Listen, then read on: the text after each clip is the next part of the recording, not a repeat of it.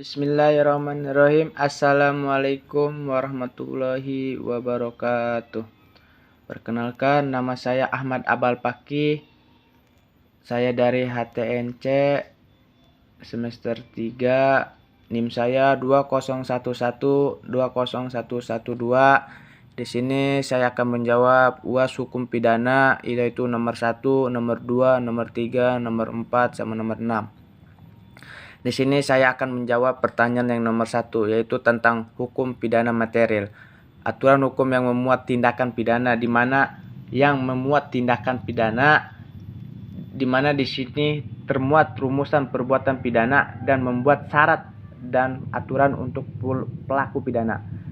Sedangkan hukum pidana formil, hukum digunakan sebagai dasar para penegak hukum yang bisa disebut mengatur bagaimana negara menyikapi alat perlengkapan untuk melakukan kewajiban untuk menyelidiki, menjatuhkan atau menuntut dan melaksanakan pidana.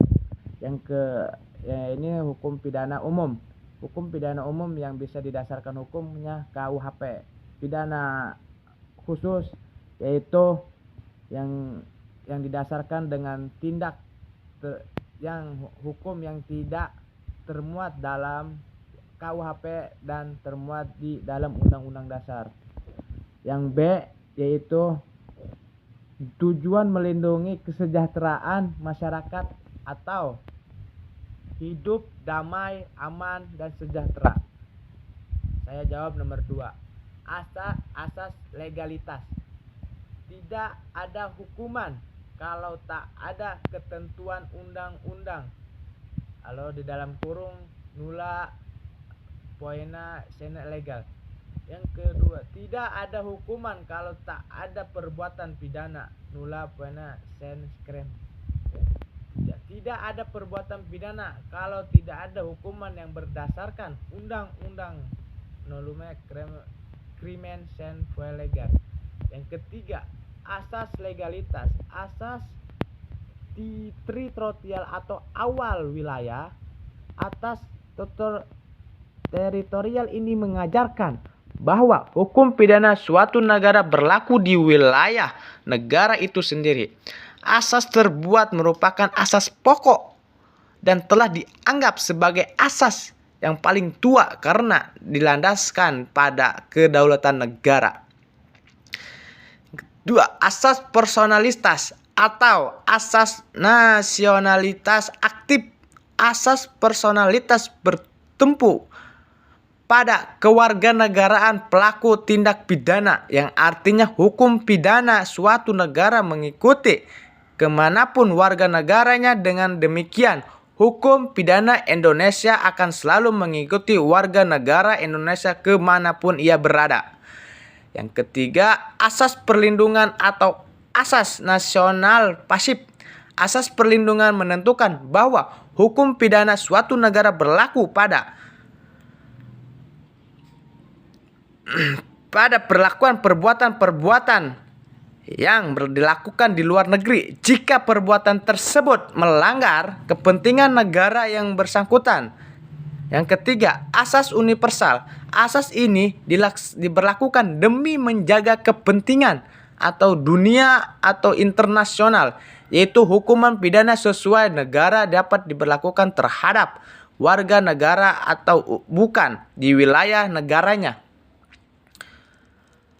atau di luar negeri. Di sini hukum pidana diberlakukan melalui batas kewilayahan dan personalitas. Siapapun dan manapun tidak pidana dilakukan, hukum pidana Indonesia dapat diterapkan.